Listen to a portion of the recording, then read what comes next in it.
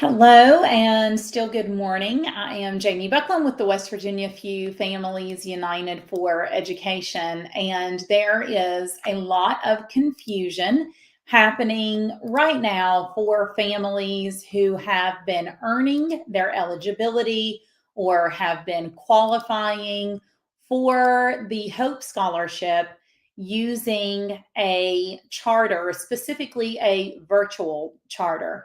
I admittedly have not worked with the brick and mortar charters, so I'm not sure if this is only a virtual charter issue or if it is also a brick and mortar charter issue, but I think that it is. So, lots of information floating around and lots of confusion. And of course, we here at The Few are in this to serve parents first and foremost and to help them understand what is expected of them, what is the correct language that they should be using to help reduce confusion, what they should be expecting from government agencies, what is expected of them from the government agencies. That's literally why we launched. And we're headed into 2 years of doing this work, and we've worked with families through a number of these issues. So I'm confident that we're going to get the right answers and this is going to be worked out. I'm also confident that all of the players involved are doing what they're doing to the best of their ability. I am not finding any fault with any of the agencies that I'm going to, refer to here. I don't feel like anybody is doing a poor job. I think that what we are seeing is unintended consequences of policy that is new and that is expansive and that has multiple moving parts, which means there are multiple variables, which means that there is it's confusion at times. Here is the problem. Okay. If you've ever attended a K-12 school options workshop that I've done, then you should be very familiar with compulsory education, which means your child must attend school, and exemptions from compulsory education, which means you must satisfy X, Y, and Z in order to be exempt from compulsory attendance. And that's what we're talking about today. Okay. So compulsory attendance is a factor here. And here are the players that are involved. We've got the treasurer's office, which is part of the administration, and that Treasurer Riley Moore is the chair of the Hope Scholarship Board. And so the board is actually the government, the governing body of the Hope Scholarship program. The chair is the treasurer, and therefore there is staff at the treasurer's office. I'm sure you've become familiar with Amy Willard, amazing, Michelle Peñalosa, Christian White, Amy Constable. No, I'm forgetting Elizabeth. I mean, their entire team doing an amazing job answering questions and trying to ensure that they give you the pointed directives that you need to ensure you're doing what you're supposed to do. Over at the Department of Education, so that's kind of the Hope Scholarship in the Treasurer's Office. Now we have the Department of Education. You've got Dustin Lambert, who is serving the county boards in terms of protocol on what they should be doing, what their role is when it comes to the Hope Scholarship.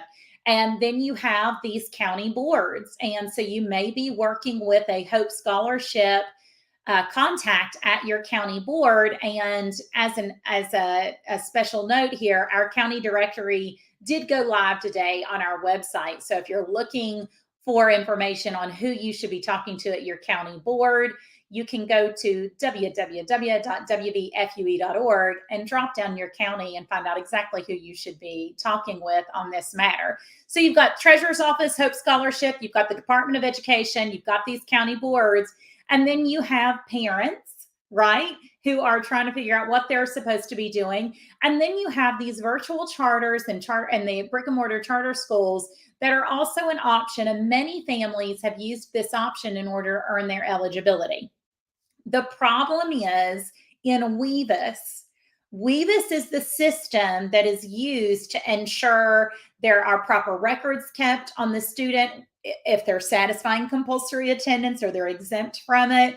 It's also directly connected to the funding. So when you are issued your Hope Scholarship allotment, they are relying on WVST to ensure that the date is correct, to know how many days your prorated amount should be for. So how many days were you in school and how many days were you using Hope Scholarship to ensure you get the accurate amount of funding. So it's very important that WVST is updated correctly. In WVST, the charter schools, my understanding is they can only remove you from WVST if there is another school requesting that move. So if you're a Hope Scholar that's using this to attend a non-public school, that school will do a records request. And when they request that record, the charter school can release that student. The parent submits the notice of intent to the county. The records request has triggered that process. They are marked a Hope Scholar in the WVST system, and they are also identified with that school. That's how they're going to satisfy compulsory attendance. Their exemption from compulsory attendance is by being enrolled in that private school. So if you used a virtual charter to earn eligibility or a charter school to earn eligibility, and you're going to a school, a private school, none of this matters to you. Submit your NOI. The school will do a records request. They will all work it out. If you are a traditional homeschooler, you couldn't care less about any of this. None of this matters to you. If you are enrolling in a micro school, this matters to you. If you are using the Hope Scholarships IIP, Individualized Instructional Program, this matters to you. And keep in mind that some of these agencies are using the term homeschool and they're using it erroneously. There is not a homeschool option with Hope Scholarship, and we will die on that hill because it matters, and it matters in instances like this. And until we collectively begin using the right terminology, we're going to continue to play whack-a-mole. So if somebody says homeschool in any of this, it's up to us, the parents, to say, do you mean IIP, the Individualized Instructional Program? We need to get our vocabulary synced in order to actually troubleshoot and solve these issues. So the problem is there's no records request because there isn't a school involved, okay? Micro schools can't do a records request because they're under IIP. And IIP parents can't do a records request. So right now, the charters can't release these students because they have to have a records request. Counties don't have the authority to override the charter school student.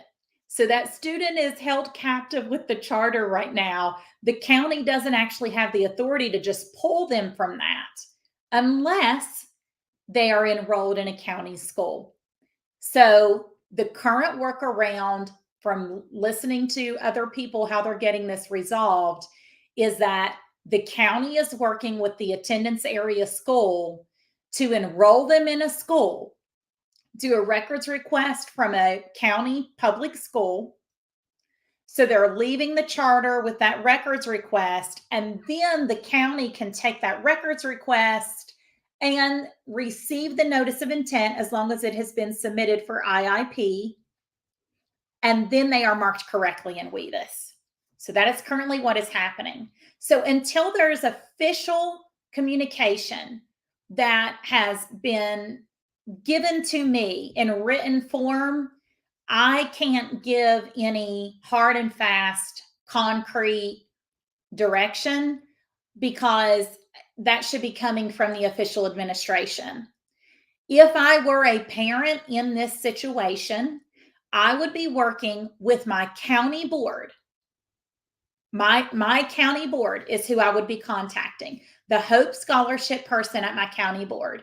And I would be telling them that there is no such thing as a records request for an IIP Hope Scholar, not a homeschooler, an IIP Hope Scholar, and that I need to get my student withdrawn from the charter. And so I'm going to need that student arbitrarily enrolled in their attendance area school, and then the Hope notice of intent received and marked IIP.